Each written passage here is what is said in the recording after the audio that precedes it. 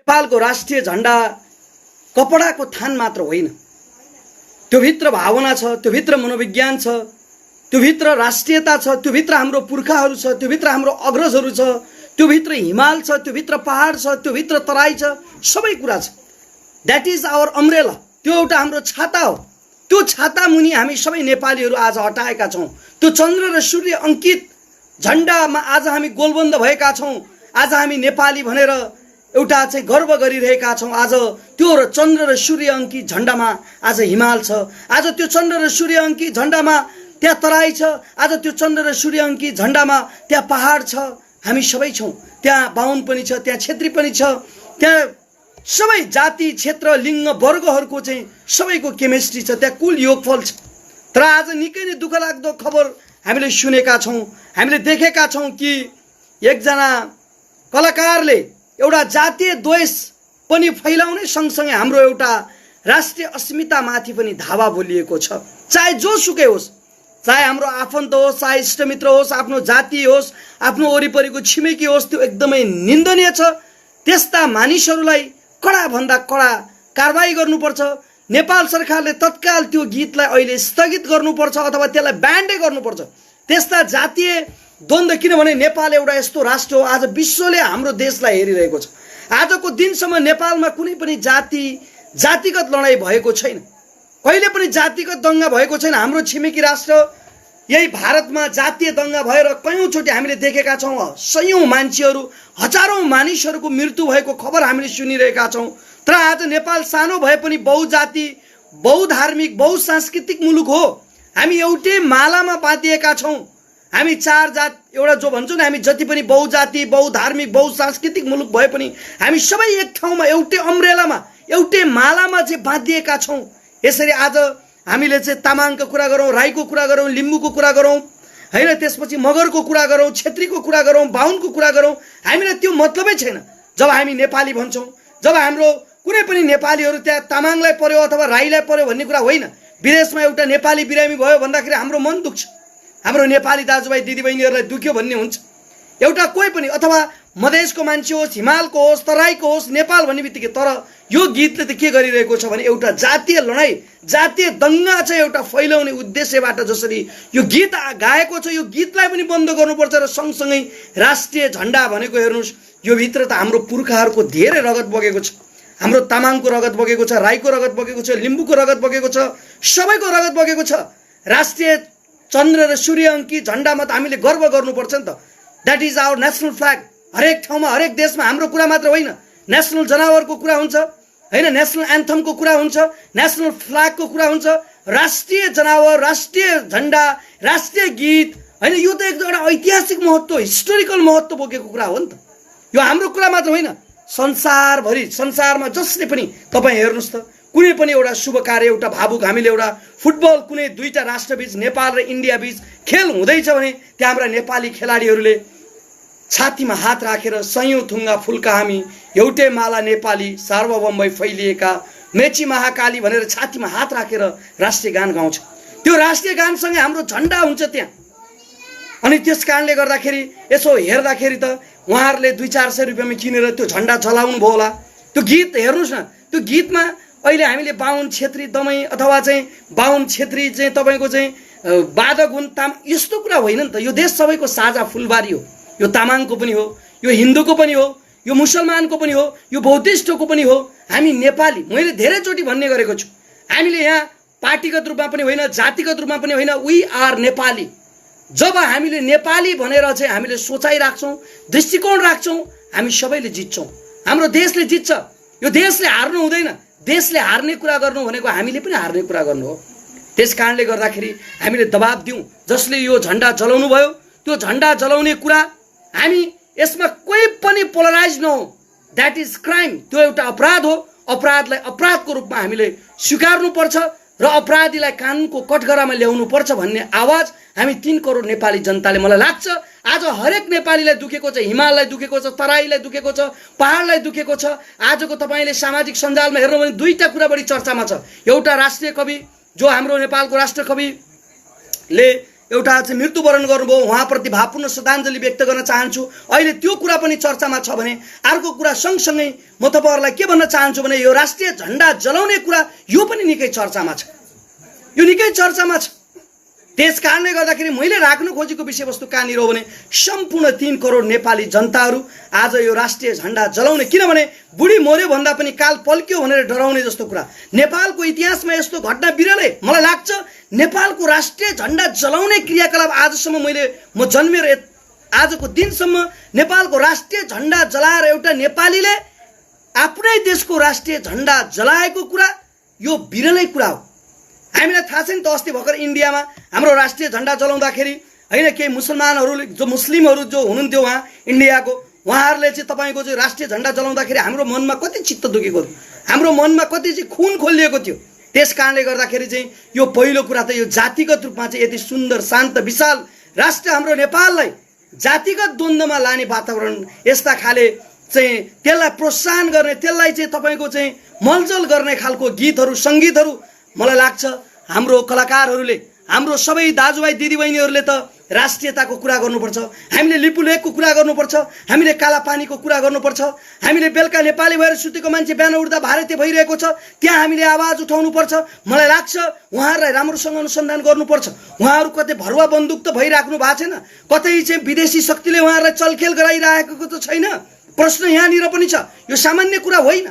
त्यस कारणले गर्दाखेरि यो विषयलाई नेपाल सरकारलाई म जोरदार के माग गर्न चाहन्छु भने तपाईहरूले जो झण्डा जलाउने ती अराष्ट्रिय तत्त्वहरू छन्, ती अराष्ट्रिय तत्त्वहरूलाई नेपाल सरकारलाई म विनम्रतापूर्वक के अनुरोध गर्न चाहन्छु भने उहाँहरूलाई गम्भीरतापूर्वक अनुसन्धान गरियोस्। के कारणले गर्दाखेरि उहाँहरूले राष्ट्रिय झण्डा जलाउनु पर्ने बाध्यता आइलाग्यो, के कारणले गर्दाखेरि उहाँहरूले राष्ट्रिय झण्डा जलाउनु भयो। हाम्रो प्राणभन्दा प्यारो यो मातृभूमिको एउटा जुन पहिचान छ, जुन आइडेन्टिटी छ, त्यो आइडेन्टिटी भनेको हाम्रो नेसनल फ्ल्याग हो।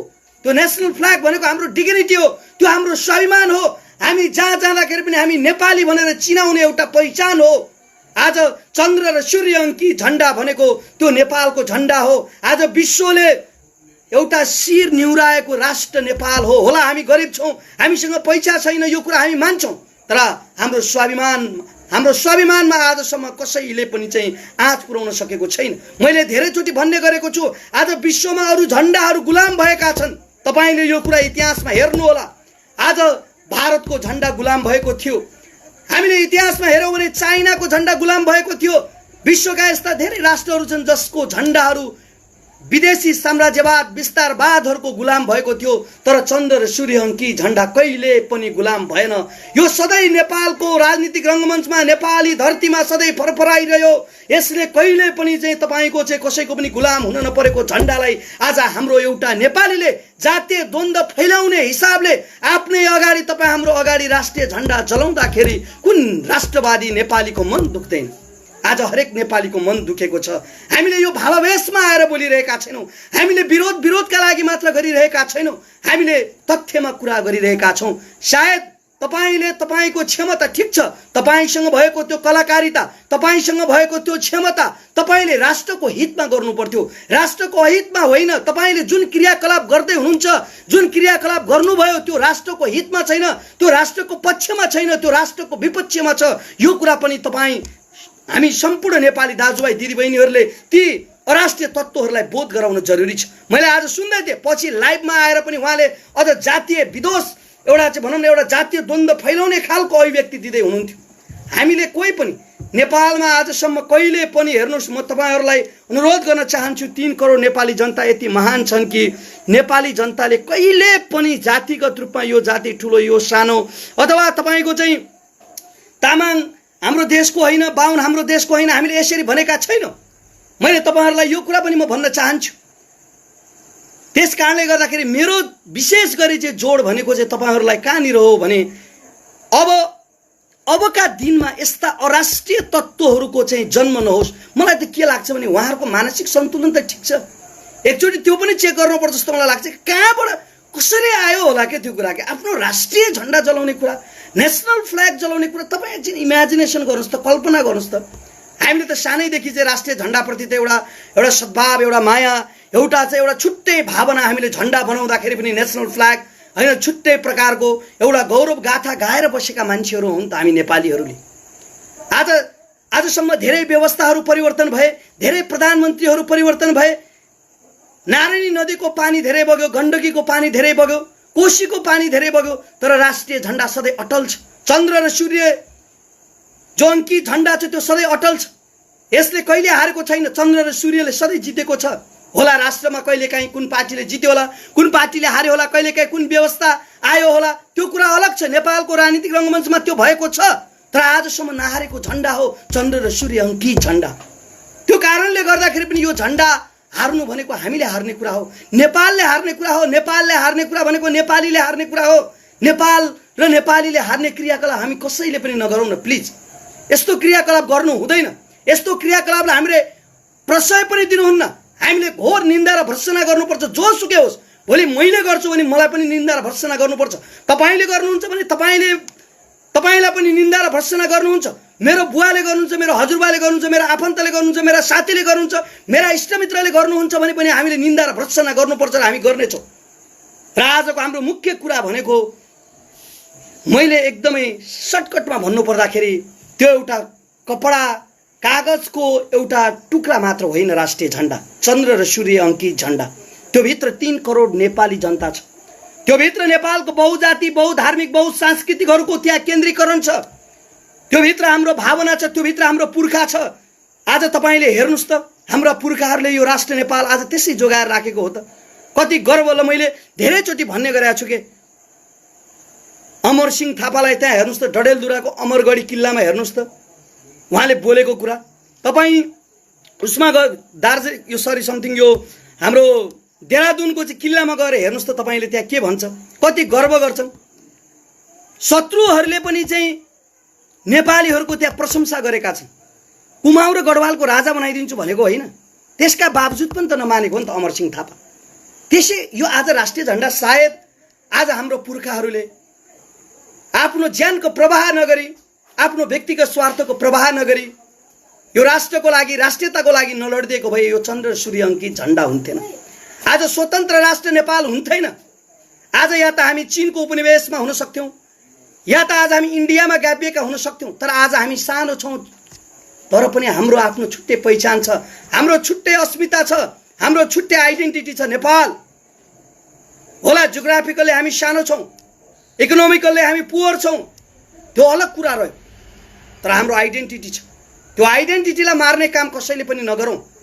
कस्तो मैले एउटा कुरा अचम्म लागेको कुरा सुनेको छु, त्यसको चाहिँ त्यहाँ वरिपरि चाहिँ त्यो सुटिङ हेर्ने मान्छेले पनि रोक्नु पर्दैन, अलिकति दिमाग त्यहाँ सल्लाह सुझाव दिनु पर्थ्यो नि। त्यो भिडियो गर्ने डाइरेक्टर को होला, त्यस्तो भिडियो गर्ने प्रड्युसर को होला, क्यामेराम्यान त समात्यो भनेको छ। कमसेकम त एकजनाको त मिस्टेक हो नि त, त्यहाँ त ठुलै समूह छ नि, के चेतनाले चाहिँ त्यहाँ सुटिङ गरे होला।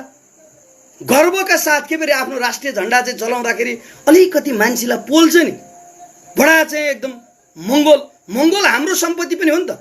मङ्गोल भनेको त चाहिँ तपाईँको त्यो राष्ट्रिय झण्डामा पनि त छ नि, मङ्गोल त राष्ट्रिय झण्डामा छैन। त्यहाँ तामाङ, मगर, राई, लिम्बू सबै होइन र राष्ट्रिय झण्डा भनेको कसैको व्यक्तिगत पेवा दाइजो हो र राष्ट्रिय झण्डा हामी सबैको साझा सम्पत्ति होइन राष्ट्रिय झण्डा। आज जसले नेपाली भन्छ, हामीले जातिगत कुरा नगरौँ न, जसले नेपाली भन्छ त्यो सबै नेपालीको राष्ट्रिय चाहिँ एउटा चाहिँ त्यो झण्डा सबैको साझा सम्पत्ति हो। र मैले आज विशेष गरी एकदमै मलाई खप्पै सक्नु भएन के, बोल्न त केही पर्छ यो विषयमा भन्ने लागेर म आज तपाईँहरूसँग आछु। व्यापक जनदबाव सिर्जना गरौँ। यो कुरा मलाई लाग्छ कोही कसैलाई पनि यो कुराले सबैलाई छोएको छ, सबैलाई आज दुखेको छ।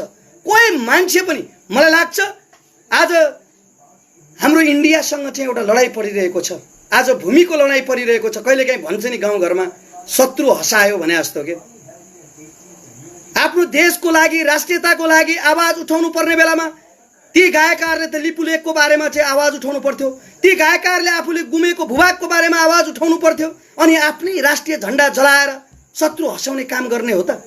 यो एउटा विषम परिस्थितिमा त्यस कारणले गर्दाखेरि पनि मेरो माग तपाईँ सम्पूर्ण यो राष्ट्रलाई माया गर्ने, यो मुलुकलाई माया गर्ने तपाईँ सम्पूर्ण राष्ट्रप्रेमी बुवा आमा दाजुभाइ दिदीबहिनीहरूलाई म अनुरोध गर्न चाहन्छु, यस्ता प्रवृत्तिहरू, यस्ता पात्रहरूलाई हामीले समाजमा 1 इन्च पनि ठाउँ नदिउँ। त्यस्ता मानिस र पात्रहरूलाई, त्यस्ता प्रवृत्तिहरूलाई हामीले सामाजिक बहिष्कार गरौँ। त्यस्ता मानिसहरूलाई यो समाजमा बस्ने 1 मिनेट पनि छुट छैन, जसले आफ्नो आमालाई, जसले आफ्नो राष्ट्रलाई घात गर्ने काम गर्छ। यो एक प्रकारले तपाईले यसो हेर्नु भने यो त एउटा राज्यद्रोह हो, राष्ट्रप्रतिको घात हो, राज्यप्रतिको द्रोह हो। तपाईले, म त अझ के भन्न चाहन्छु भने कडाभन्दा कडा नेपालको संविधान संशोधन गरेर भए पनि कडाभन्दा कडा कारबाही गर्नुपर्छ यस्ता मानिसहरूलाई, चाहे जोसुकै होस्। मैले व्यक्ति इङ्गित गरिरहेको छैन। भोलि यस्ता पात्र र प्रवृत्ति जो कोही जन्मिन्छ भने पनि नेपाली समाजले त्यस्ता पात्र र प्रवृत्तिहरूलाई हामीले के गर्नुपर्छ भने इग्नोर गर्नुपर्छ। त्यस्ता पात्र र प्रवृत्तिहरूलाई हामीले बहिष्कार गर्नुपर्छ। यो कुरा पनि म तपाईहरुलाई भन्न चाहन्छु। र जाँदा जाँदै आज हाम्रो राष्ट्रकवि माधव प्रसाद घिमिरेको खबरले आज सम्पूर्ण नेपालीलाई स्तब्ध बनाएको छ। एउटा युगको अन्त्य भएको छ। उहाँप्रति पनि भावपूर्ण श्रद्धाञ्जली व्यक्त गर्दै तपाई सम्पूर्ण देश विदेशमा रहनुहुने दाजुभाइ दिदीबहिनीहरूलाई म के अनुरोध गर्न चाहन्छु भने यो राष्ट्रलाई माया गर्ने, यो देशलाई माया गर्ने तपाई राष्ट्रवादी बुवा आमा दाजुभाइ दिदीबहिनीहरू, जातिका कुरै नगरौँ, नेपाली दाजुभाइ दिदीबहिनीहरू, हिमाल पहाड तराईका दाजुभाइ दिदीबहिनीहरू, यस्ता राष्ट्रघाती प्रवृत्तिहरूलाई सामाजिक बहिष्कार गरौँ, कडाभन्दा कडा कारबाही गरौँ। त्यस्ता राष्ट्रघातीहरू मुर्दाबाद भनौँ र नेपाल सरकारलाई चाँडोभन्दा चाँडो त्यस्ता राष्ट्रघातीहरूलाई पक्राउ गरी कानुनको कठघरामा ल्याउन अनुरोध गर्दै म चितवनबाट सरोज भण्डारी बिदा हुन चाहन्छु। हस्त नमस्ते। पूरा भिडियो हेर्नु भएकोमा धन्यवाद। भिडियो मन परेमा लाइक, शेयर र सब्स्क्राइब अवश्य गर्नुहोला।